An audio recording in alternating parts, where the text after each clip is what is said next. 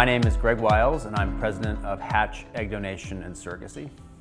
I've always been very passionate about trying to find ways to integrate my business career with supporting the LGBT community.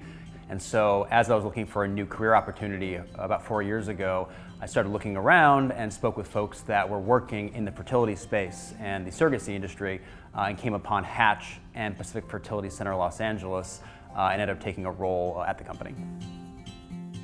Of course, I began to come to the conferences, learn more about the organization, what its mission was, and then when the president, Ron Poole, asked me to join the advisory board earlier this year, I thought it'd be a great opportunity to continue to support the community and continue to pitch in some ideas that I've had about ways to continue to enhance and grow the mission of men having babies.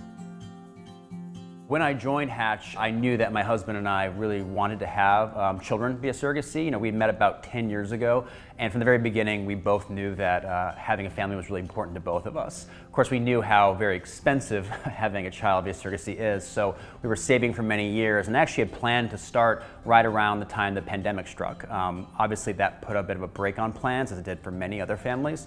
But then after I joined Hatch, I began working with the team at Hatch and PFC Los Angeles to have our baby. It took us about 1.5 years, which is pretty typical these days, to do the process. And our little girl, Waverly, was born in early September. And we're also planning on having a sibling for her probably next year. I'm working on first-time surrogate right now. I kind of recommend it because we're going on the journey together, and it's kind of fun to do it together for the first time. But some people really want someone who's really gone through the process before, so it'll be up to you to decide at Hatch if you really want one, but it's your call. I think the hardest part of the surrogacy process for gay men is patience. I think, not to stereotype, but a lot of gay men like to have a lot of control over things in their life.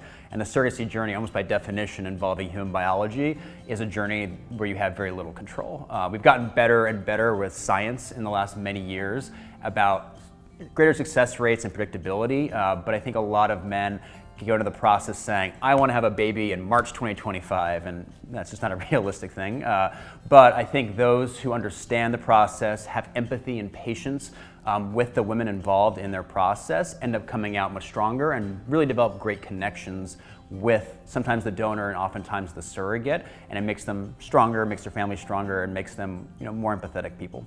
Where you can save money, of course, is if you do have a friend in your life who says they want to be a surrogate for you. That would be a great gift for them to give you. It would also potentially save you a significant amount of money, because in most of those arrangements, you do not pay her any of the base compensation. She does that altruistically, in which case she would still pay her a bunch of the allowances, like pregnancy allowances and other things like that. But that could save you, $40,000 to $50,000 on those costs. I think my biggest piece of advice for gay men who are looking to become parents is really to approach this with an open mind. I think a lot of gay men, as they approach this journey, have a lot of expectations, either driven by just what they've heard from other people, or what they just think about what their donor should look like or be, or what their surrogate should look like or be. And I think sometimes it surprises them when they meet these individuals, when you meet these amazing women who end up working with you on your surrogacy, who they are, what their background is. And I think once you get to the end part of the journey and you're in the hospital room there with your baby and you're the surrogate, I think you'll find that it's an experience you wouldn't change for the world, and that every experience is very unique and different from another one.